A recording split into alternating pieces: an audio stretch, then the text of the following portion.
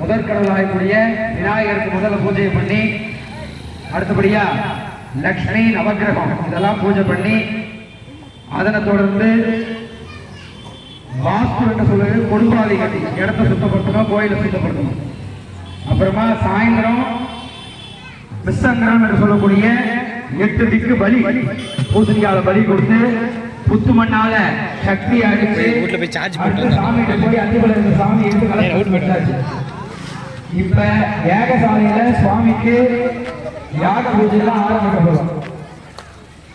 இப்ப இந்த பாலிகை புத்துமண் இருக்கிற புத்துமண்ணால பாலிகைக்கு அந்த பாலிகை பூஜை நடைபெறுகிறது.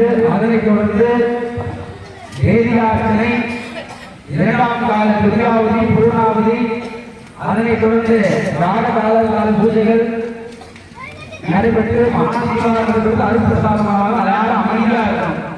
அதெல்லாம் புரிஞ்சுங்க. நாளைக்கு இந்த நேரத்தில் எல்லாரும் பூஜை நடக்காது. இன்னைக்கு நம்ம ஊர்ல நாளைக்கு செய்யக்கூடிய நாளைக்கு சாயந்தரம் உட்காந்து நடக்கலாம். அதனால நடக்கக்கூடிய பூஜைகளை அமைதியாக கண்டுபிடித்து எல்லாம் உள்ள ஸ்ரீ முத்துமாரியம்மன் சொல்றது வாழ்க்கை காலை பூஜை செய்வோம். ஓம் ராம் அனந்தாய நமஹ, தர்மாய நமஹ, ஞானாய நமஹ, ஓம் வைராக்யாய நமஹ, ஓம் ஐஸ்வர்யாய நமஹ.